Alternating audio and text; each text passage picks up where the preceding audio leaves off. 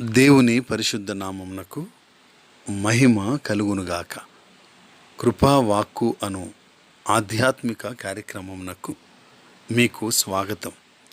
ఈరోజు దేవుని వాక్యం, సంతోషముతో యెహోవాను సేవించుడి, ఉత్సాహగానము చేయుచు ఆయన సన్నిధికి రండి. 100వ కీర్తన 2వ చరణము.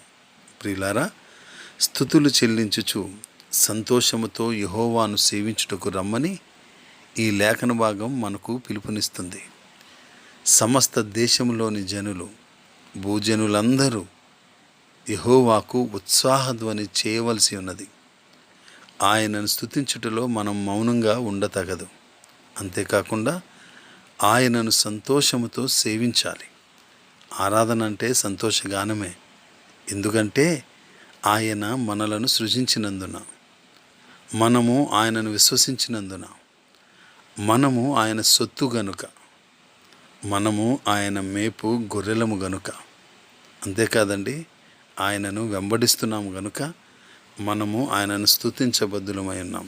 స్తుతుల ద్వారా, ఆయన మందిరంలో ఆయనను ఆరాధించడం ద్వారా అనేకమైన అద్భుతాలు, దీవెనలు, మేలులను, ఆయన రూపంలోనికి మనము మలచబడడానికి ఈ స్తుతులు కారణమవుతాయి.